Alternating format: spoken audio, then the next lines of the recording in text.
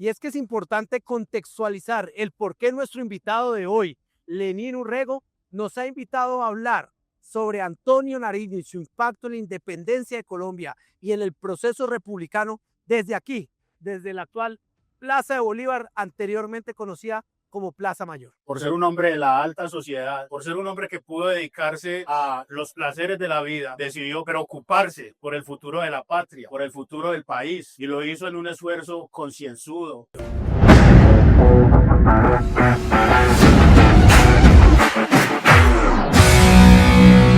Bueno, Jaime, la razón por la que nos encontramos en este lugar es por todo lo que rememora estar en una tarde capitalina como esta, recordando a quienes han sido olvidados injustamente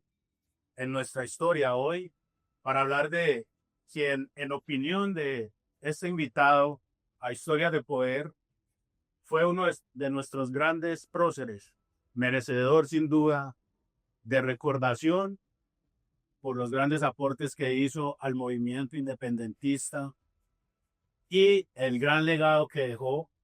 no solo a Colombia, sino a todo el resto del mundo de habla hispana, dado que fue el hombre que se encargó de hacer la traducción de los derechos del hombre que en 1789, por la Asamblea Nacional Francesa, fueron declarados. Siempre me ha conmovido mucho el tema de Antonio Nariño, por varias razones. La primera, porque como todo en este país, que ha sido muy paradójico, es igualmente paradójico que quien hizo el esfuerzo en esa época, hay que tener en cuenta que estábamos iniciando el siglo XIX, 1800, desde 1700 al finalizar siglo XVIII, no era fácil dedicarse a las labores intelectuales, más para un hombre que gozaba de una posición social muy amable, muy cómoda, y que todos sabemos que en nuestro país quienes han gozado de esas posiciones ha sido poco lo que le han aportado, porque han llevado una vida, no para hablar de nadie en especial, pero sí en general parasitaria. Antonio Nariño, al hacer la traducción de los derechos del hombre, hablaba ahora de que era muy paradójico que precisamente este hombre haya sido tan vulnerado en sus derechos. Entre la cárcel y el destierro, y nuevamente la cárcel, terminó sus días. Muy lamentable. ¿Por qué crees tú que es tan olvidado Antonio Nariño en la historia de Colombia? Es decir, cuando tú dices que Antonio Nariño era un hombre privilegiado desde el punto de vista económico, ¿por qué arriesgarse a hacer cuento de la independencia, el republicanismo, cuando tenía todo para vivir una vida tranquila y para incluso no haber dejado solas a sus hijas y a su esposa y después someterse a todo ese escándalo público de la vida, la adulterio de su esposa y demás? Bueno, voy a responder en orden tus interrogantes. El primero de ellos, pienso que Antonio Nariño ha sido olvidado, como ha sido olvidada la historia de Colombia por los colombianos, que puede ser inclusive una de las razones de nuestras dificultades hoy en día, y es que ya sabemos que hay un adagio que reza que los pueblos que no conocen su historia están condenados a repetirla. En especial, me ha conmovido siempre la historia de Antonio Nariño, porque precisamente por eso que señalabas, por ser un hombre de la alta sociedad, por ser un hombre que pudo dedicarse a los placeres de la vida, decidió, como te planteaba ahora, preocuparse por el futuro de la patria, por el futuro del país, y lo hizo en un esfuerzo concienzudo, intelectual, de estudio profundo, donde, como lo dije inicialmente, creo que uno de sus mayores aportes al devenir histórico de este país fue la traducción de los derechos del hombre. Como muy bien lo dice en la anotación que observábamos ahora en uno de los lugares históricos, es necesario que los individuos conozcan sus derechos para poderlos hacer valer. Y Antonio Nariño fue un hombre que dedicó su vida y obra a esta gran labor. Te propongo algo, te invito a la casa donde precisamente Antonio Nariño desarrollaba esa actividad subversiva de imprimir los derechos del hombre y del ciudadano para entregarlos clandestinamente a los ciudadanos de Santa Fe. ¿Vamos qué?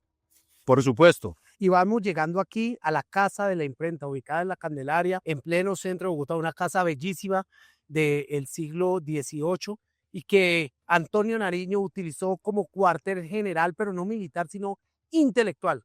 para seguir regando la bola de los derechos del hombre y del ciudadano y sembrar ese espíritu republicanista, de la concepción de la patria. Por el solo hecho de hablar de la patria en ese momento de la historia nacional era un gran delito por el cual podías pasar el resto de tu vida en una mazmorra, como le pasó en gran medida a él, ¿no? Claro que sí. A tan solo una cuadra y media del Palacio del Líbano está ubicada la Casa de la Imprenta, donde Antonio Nariño imprimía en el día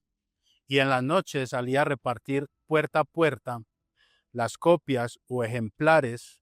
de la traducción de la Declaración de los Derechos del Hombre. Es pues Antonio Nariño un prócer de la patria,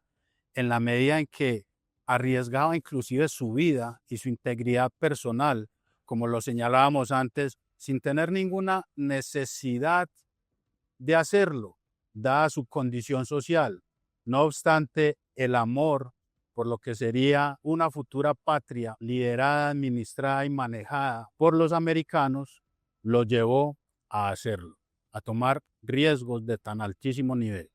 El Colegio Mayor de San Bartolomé, el colegio donde estudiaban los jóvenes privilegiados de la época colonial, de finales del siglo XVIII, comienzos del siglo XIX. Colegio donde estudió Antonio Nariño, pero que no pudo terminar de estudiar su derecho canónico, los temas de humanidades, porque cayó enfermo, y en el que sí terminó de estudiar otro gran prócer de la independencia de Colombia, que después terminó enfrentado al mismo Antonio Nariño, Camilo Torres, y que terminó siendo fusilado en lo que hoy es el Colegio de San Bartolomé. Hoy en esa época era una plaza y terminó fusilado ahí Camilo Torres en 1816. Pero lo más importante aquí es todo ese ejercicio intelectual autodidacta que hizo Antonio Nariño una vez retirado del Colegio Mayor para formarse como uno de los grandes letrados de la Nueva Granada, y que procuró desde el conocimiento de la historia, de la política, de la cultura y de los idiomas inspirar el espíritu de la independencia